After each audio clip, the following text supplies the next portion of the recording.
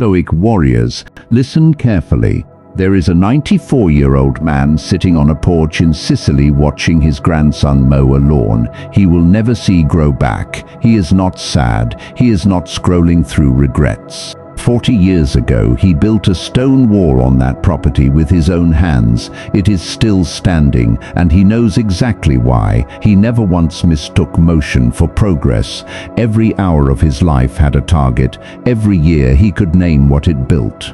Most people reach 94 with a mountain of hours behind them and nothing to point to. He reached it with a wall, a business, 3 sons who don't flinch when life gets hard, and a silence in his chest that most men chase for decades and never find. That silence is not luck, it is arithmetic. It is what happens when a person stops leaking time into places that don't pay it back. You are leaking time right now, not in some abstract poetic way, in a literal countable way. Somewhere in your day there is a crack in the floor and hours are falling through it, and you have gotten so used to the sound of them falling that you no longer hear it. What follows are 7 brutal Stoic truths, pulled from 7 different men who each stared at the same problem from a different angle and arrived at the same conclusion. The man who wastes time is not unlucky, he is untrained.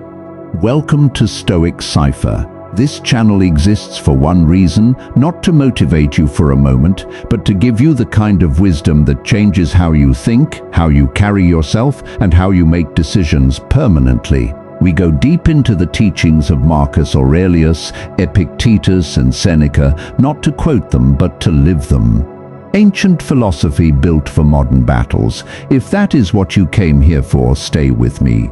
Truth 1. You do not have tomorrow. Seneca ran the finances of an empire and still found himself furious at how his fellow Romans treated their own lives. He watched men guard their fortunes with lawyers and then hand out their days for free to anyone who asked. He wrote, "People are frugal with their possessions, but as soon as it comes to squandering time, they are most wasteful of the one thing in which it is right to be stingy." A man will argue 10 minutes over the price of bread and then burn 3 hours on a screen that gave him nothing. He will lock his front door twice and leave his calendar wide open to anyone who wants a piece of it. Money loss is visible. A number goes down and your gut reacts.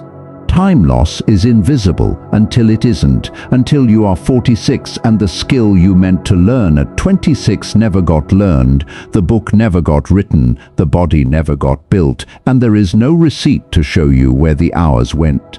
Tomorrow is the most dangerous word in your vocabulary. Not because it won't come, usually it does, but because the promise of it lets you off the hook today. Comment below, I build today. Truth 2. Busy is not the same as building. Epictetus was born a slave. He understood better than any philosopher who came after him that a man can be in chains and still be free, and a man can be free and still be enslaved to his own noise. He watched Roman aristocrats fill their days with activity that led nowhere and identified the mechanism precisely. Motion feels like courage because it is tiring and it fills the hours. But motion without a target is just fear wearing a business suit. A man spends 4 hours researching the business he wants to start. He tells himself this is preparation, it is avoidance dressed as diligence. A woman rewrites the same paragraph 9 times, calling it perfectionism. An unfinished draft cannot be rejected, a finished one can. The rewriting is a hiding place with good lighting. Your calendar can be completely full, and your life can still be completely empty, because being occupied and being directed are not the same discipline. One exhausts you, the other builds something that outlives the exhaustion. Ask yourself tonight, what did you do today that you could point to in 5 years? Comment, I build direction. Truth 3. Comfort is alone with brutal interest. Cleanthes worked nights hauling water so he could study philosophy by day, and he did this for years while wealthier students mocked him. He understood something the comfortable men around him didn't. Every hour you spend avoiding difficulty today gets billed back to you later with interest in a currency far more expensive than the discomfort you dodged.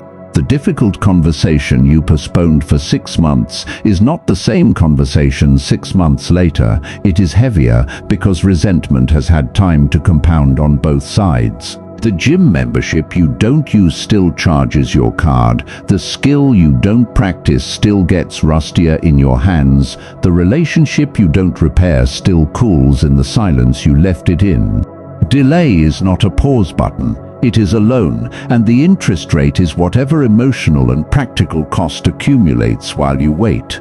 Look at your own life right now and find the loan you are currently taking out. Every day you don't touch it, the interest ticks up quietly, and you won't feel the full weight until the day it is due. Comment, I pay now. Truth 4. Your attention is the only property you actually own. Marcus Aurelius ruled the largest empire on earth and understood with total clarity that none of it belonged to him in any lasting sense. Not the throne, not the armies, not even his own body. The only thing he could claim as truly his, the only thing that was his to direct, protect, or squander, was where he pointed his attention in any given moment. He wrote, "You have power over your mind, not outside events. Realize this and you will find strength." Most people live as though the opposite is true. They act as though their attention belongs to whoever asks for it loudest. The notification, the argument, the stranger's opinion, the algorithm engineered by people who are paid based on how many hours of your one life they can extract. Every ping you answer without deciding to is a small transfer of ownership. You didn't choose to give that attention away. It was simply taken because you left the door unlocked. At the end of today, will you be able to say where your attention went and why? Or will you only be able to say what happened to you? One of those is ownership. The other is trespassing on your own life. Comment, I own this. Truth 5. Discipline practiced in public is not the discipline that counts. Musonius Rufus taught that philosophy without daily practice was worthless decoration. Words a man wears to look impressive rather than a structure he actually lives inside. He pushed his students toward one uncomfortable question: does your discipline exist when no one is watching? Or does it only appear on the days an audience might notice? Most wasted time hides exactly where no one is looking. The workout skipped when the trainer isn't there. The deep work replaced by an extra hour of sleep in a room with no witnesses. Public discipline is easy because it is really just performance. And performance is cheap when the audience is what you are optimizing for. Private discipline, the version that happens in an empty room at 6 in the morning with nobody to post it to, is the only version that actually compounds into a life. A man's real discipline is whatever remains once every spectator has left the room. Comment, unseen and steady. Truth 6. The fear of judgment costs more than the judgment itself. Zeno of Citium lost his entire fortune in a shipwreck on the way to Athens. He walked away from the wreck with nothing and ended up founding one of the most influential schools of philosophy the world has ever produced. He didn't waste years mourning the ship. He understood something most people spend a lifetime avoiding: the opinions of strangers feel enormous in the moment, dissolve almost instantly, and cost you nothing real, while the fear of those opinions can quietly consume years of a life that was never actually threatened. How much time gets spent rehearsing conversations that never happen, defending decisions no one has attacked, editing a version of yourself for an audience that in most cases is barely thinking about you at all? The judgment you fear rarely arrives in the form you imagined, and when it does arrive, it rarely lasts. People forget your mistakes faster than you do because they are consumed with the exact same fear about their own. Meanwhile, the years you spent managing a fear that mostly existed in your own head are real years permanently spent on a threat that was mostly imaginary. Comment, no audience needed. Truth 7. A life well spent doesn't need to be long to be complete. Chrysippus became the most prolific writer among all the Stoics. Hundreds of scrolls, entire systems of logic built from nothing. And yet even he taught that the length of a life was never the measure that mattered. He argued that a play is not judged by how many acts it runs, it is judged by whether the final scene resolves what the earlier scenes set in motion. A short play well constructed is complete. A long play that meanders and never resolves is not, no matter how many additional acts get added. He applied the same logic to a human life. Duration was never the Stoic obsession, completion was. You are not racing a clock that ends at some arbitrary old age. You are building something that needs to be able to stand as complete at any point it might end, because none of the 7 truths in this video guarantee you the tomorrow you are planning around. The man from Sicily didn't build his wall because he expected to live to 94. He built it because building was the only response that didn't waste the day he was standing in. Don't wait for a future version of your circumstances to become the person you are capable of being today. Comment complete today. 7 men, 7 centuries apart in some cases, separated by empires, exile, slavery, shipwrecks and thrones. And every one of them arrived at the same unglamorous conclusion: time is not wasted through disaster.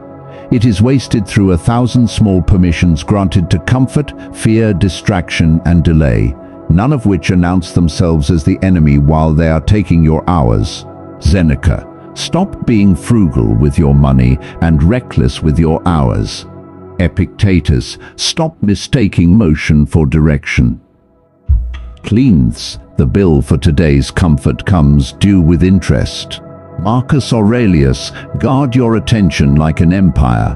Musonius Rufus. Build a discipline no one has to witness for it to be real. Zeno. The judgment you fear is smaller and shorter-lived than the years you'd spend avoiding it. Chrysippus. None of this needs decades to matter. It needs a single day finished well. Build the wall, not someday, today. If this video gave you something, share it with one person who needs to hear it. Subscribe to Stoic Cipher for more ancient philosophy built for modern battles. We will see you in the next one. Stay Stoic.